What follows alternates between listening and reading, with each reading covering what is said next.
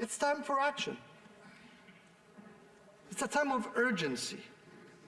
It's not a time for members to slow walk their way towards an action. It's definitely not a time to play political games. Canadians need our help now. And this is exactly what the motion is meant to accomplish. Quick action. Quick action, Madam Speaker.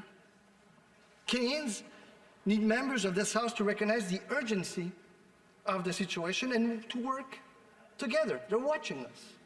They're watching us. Can they work together for the benefit of all Canadians? So, I do hope that all members from all parties will leave politics aside and work with us.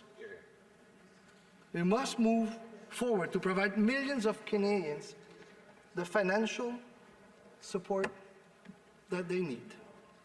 And we must do it now. It's September 28th. They're claiming that it's an emergency. Things have to be done before the 30th. But this summer, they prorogued the House. And the basic reason for that prorogation was the We Charity scandal that the government wanted to sweep under the rug. Now they're saying this is urgent, Canadians and Quebecers need help, businesses need support, employers need assistance, they need the wage subsidy to be an incentive to labor. So my question for the Honourable Government House Leader is, can he explain why they waited till 2 days before the deadline?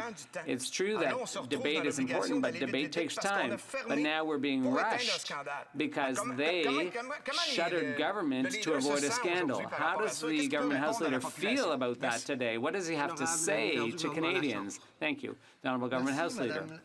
Thank you, Madam Speaker, and I'd like to thank my colleague for his question.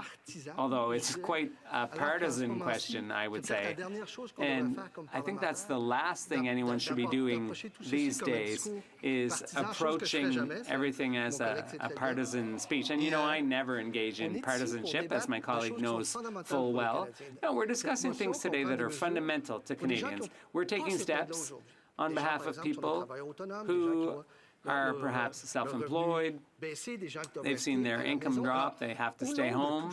So, given all that, can we just not leave the partisanship aside?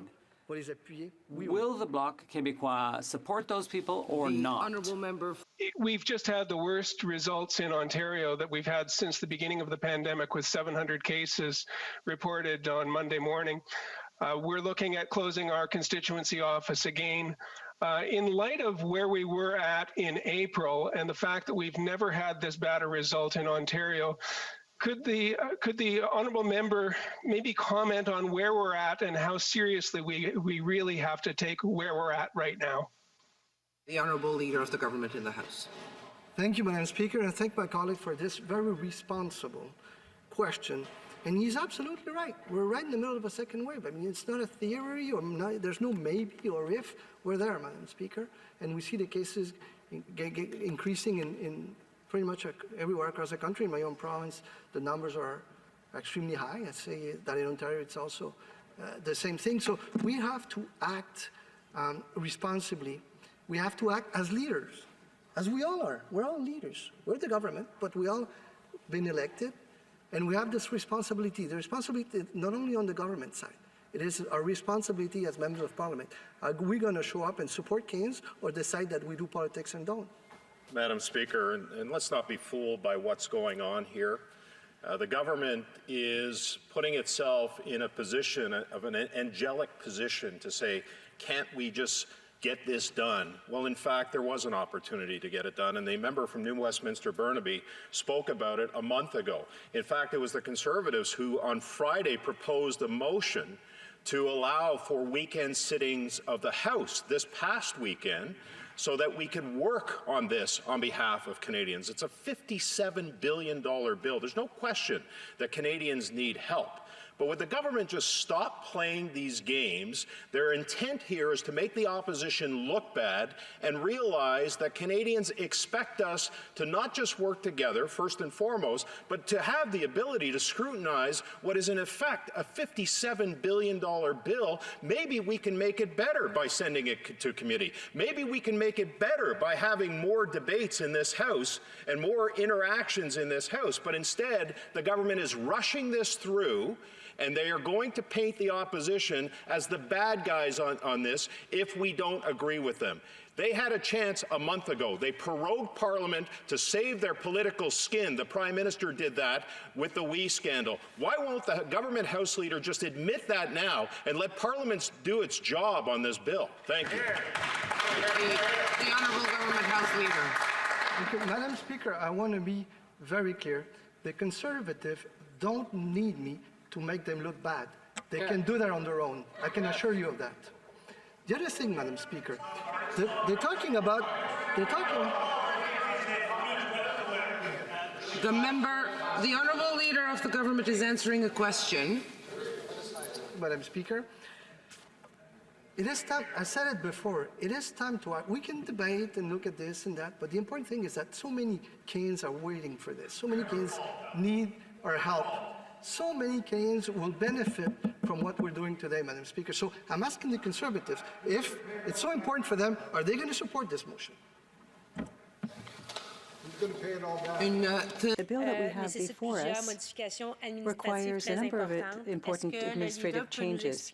Can the House Leader explain why a 5-week prorogation was why they went in that direction? Do they not think that they were preventing us from adopting very important legislation?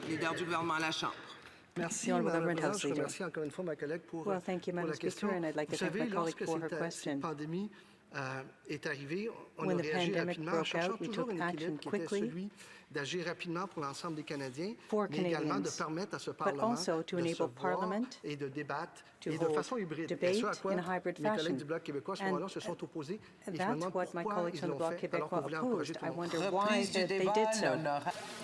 Normally, when there are requests for unanimous consent, the Chair asks in the affirmative whether members agree. Puisqu'il s'agit d'une séance hybride de la Chambre, si la présidence procède de cette manière et qu'il y a des voix dissidentes, particulièrement chez les députés participant par vidéoconférence, elles risquent de ne pas être entendues. Therefore, for the sake of clarity, I will only ask those who are opposed to the request to express their disagreement. In this way, the Chair will hear clearly if there are any dissenting voices, and I will accordingly be able to declare whether or not there is unanimous consent to proceed. Que tous ceux qui s'opposent à ce que l'honorable député propose la motion veuillent bien dire non. La Chambre a entendu l'énoncé de la motion et aucune voix dissidente, donc je déclare la motion adoptée.